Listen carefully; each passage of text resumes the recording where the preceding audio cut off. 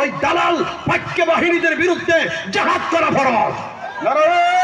ওই জালেমরা, ওই জালেম অত্যাচারীরা, এদের হাতে এই বাংলার 30 লক্ষ মানুষের রক্ত লেগে আছে।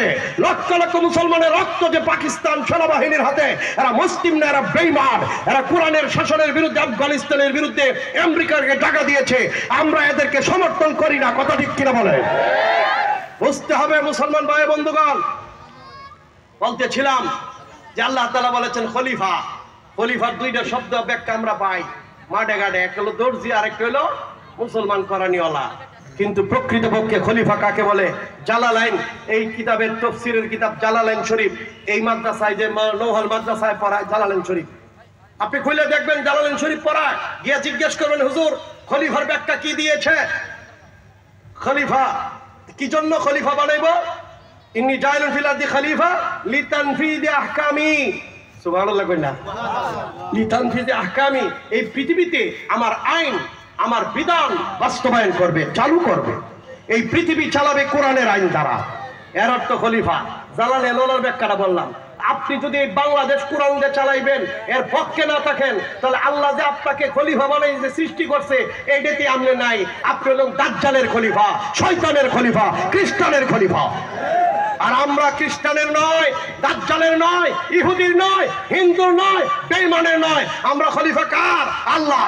এর অর্থ হলো এই বাংলা, আমি যে ভূখণ্ডে থাকি সেখানে আমি আল্লাহর বিধান দিয়া সেই ভূখণ্ড চালাবো, এই পৃথিবী চালাবো। এর জন্য যে কর্মসূচি আমার নবী দিয়েছেন তার সাথে আমি ঐক্যবদ্ধ হব। আমি কাউকে ভয় করবো না। ওয়ালা ইয়াখাফুনা বিল্লাহি লাওমাতা লাইম। কে আমারে বালা কইলো, কে খারাপ কইলো, এটা তো আমার দায় আসে কি? এই তোর বালা কইলে কি, খারাপ কইলে কি? তুই তো আমার শত্রু, ইসলামের শত্রু। তুই কোরআনের আইনের পক্ষে না। খলিফা হযরত আবু বকর রাদিয়াল্লাহু খলিফা ছিলেন, হযরত উমর খলিফা ছিলেন, হযরত উসমান খলিফা ছিলেন। বলছিলাম হযরতে উমর রাদিয়াল্লাহু তাআলা আনহু সিরিয়াতে গেলেন। কথা মনে আছে আপনাদের? কি গো মনে আছে? সিরিয়ায় গেলেন। সিরিয়া, সিরিয়া রাসূল যে এলাকাটাতে আসছিলেন, একটু কথা কই নাকি, কষ্ট লাগবো? তখন রাসূলের যুগে 3-4টা এলাকা ছিল বিশিষ্ট। একটা ছিল হেজাজ, বলেন একটা কি? এই অঞ্চলে জাজিরাতুল আরব।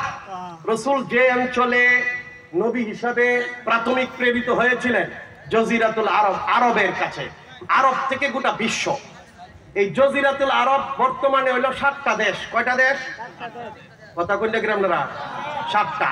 সৌদি আরব, যেটার নাম ছিল হেজাজ, বাহরাইন, ইয়েমেন, ওমান, যেটার নাম ছিল রাসূলের যুগে আম্মান। রাসূলের যুগে 4টে দেশ ছিল। কয়টা দেশ?